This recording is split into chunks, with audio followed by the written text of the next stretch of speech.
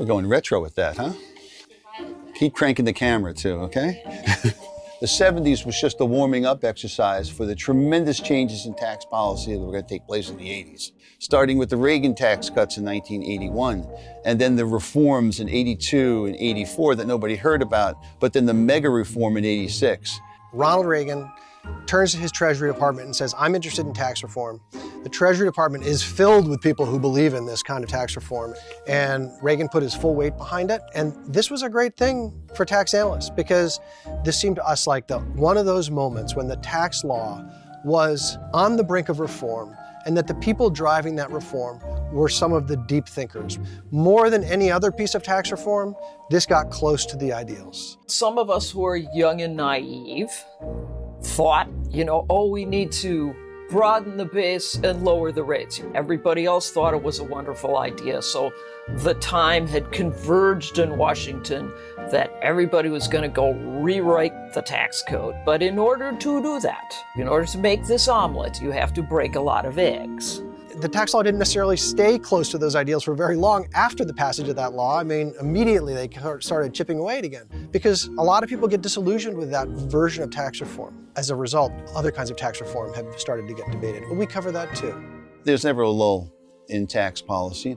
We started noticing things that other people weren't noticing right off the bat, which was a lot of large corporations weren't paying a lot of taxes. So in 1990s, it was the tax shelters. You understand that tax follows trade, and trade is increasingly globalized. So the tax issues you're going to get a lot of inbound, outbound tax issues. And these were, for multinational corporations, sort of where the big money is. As we move into the 2000s, it was offshore profit shifting. So multinationals were doing a lot of profit shifting, and it resulted in them lowering their effective tax rates quite a bit.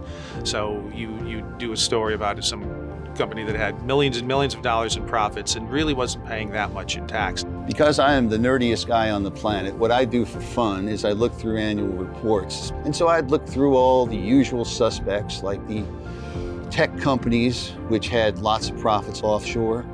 But for some reason, Apple was always a goody two-shoes, had a high effective tax rate.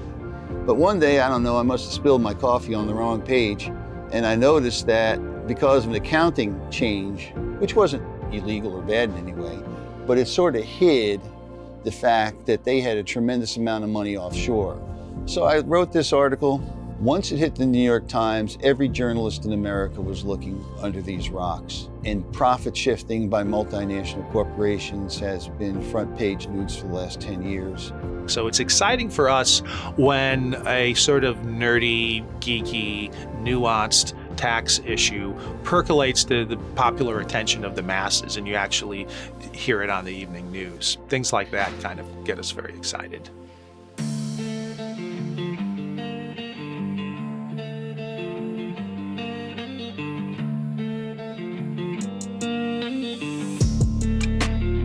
Anytime you talk to him, you could really tell just how passionate he was about tax analysts, about tax policy in general, and about transparency and the mission of the company. Like Tom Field, Chris Bergen always wanted to push the envelope. No, Chris was a little more businesslike and organized in how he did. Tom was always like, let the torpedoes fly and then we'll think about it afterwards. Let's put it this way, Chris at least aimed, but we still let the torpedoes fly.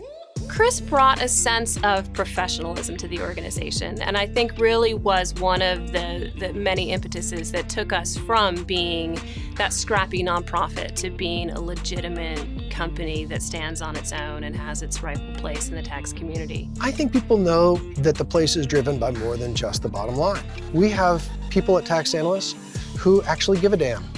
If we're getting as many complaints that we are a left organization, that we are a right organization, then we're getting it right at the end of the day.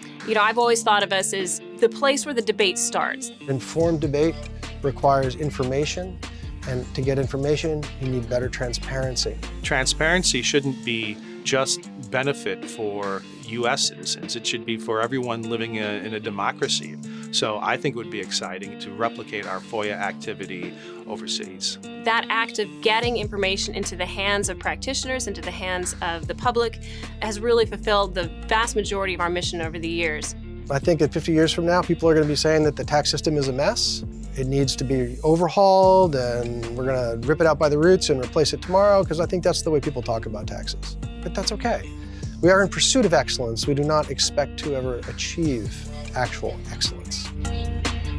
If there's going to be as much change in the next 25 years as there was in the prior 25 years, I think we're going to have a hell of a ride.